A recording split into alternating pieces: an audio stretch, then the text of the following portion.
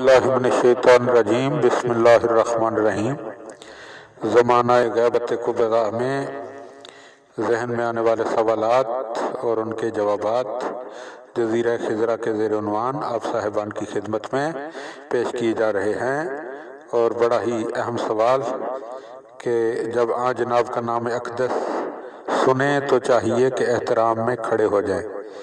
क्या ये इस्लाम के अहकाम में से है या नहीं? जवाब, बिलाशुबा जो अमल भी आपके मकाम अक़दस के एहतराम व ताज़ीम के सिलसिले में हो तो वो अच्छा है। अगर किसी इज्तिमा में इन बुज़ुर्गवार का नाम लिया जाए और कुछ लोग इनके एहतराम में खड़े हो जाएं तो दूसरों पर भी वाजिब हो जाता है कि वो भी खड़े हों। इस सूरत में बाज़ लोगों का खड़े ना होना जनाब की तौहीन मुतसव्वर होगा जो कि हराम है। बाज़ रवायात में आया है कि एक महफिल में जहाँ एक इमाम अलैहिस्सलाम तशरीफ़ रखते थे, आपका नाम लिया गया तो लोग खड़े हो गए और जनाब पर दुरूद भेजा। कभी दूसरों को भी हुक्म दिया कि आप पर दुरूद भेजा करो।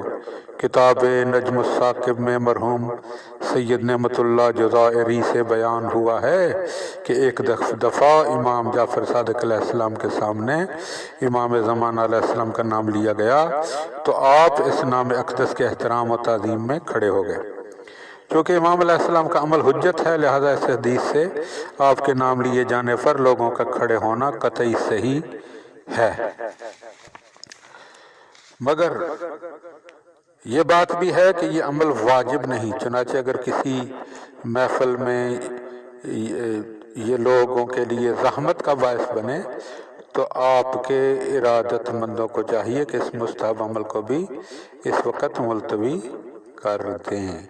अल्लाहुम्मा सल्ली अला मुहम्मद व आल मुहम्मद। और जो बहुत ही मशहूर जो रवायत हमारे यहाँ चल रही है, जो रवायत बनी हुई है कि जब आपके दीगर अलकाब में से एक लक़ब अल-कायम आए तो उस वक़्त यकीनन खड़े हो जाना चाहिए। जैसे कि जुमे के खुतबे में जब इमाम अलैहिस्सलाम का नाम लफ्ज़ कायम आता है तो तमाम साहिबान खड़े हो जाते हैं। अल्लाहुम्मा सल्ली अला मुहम्मद व आल मुहम्मद।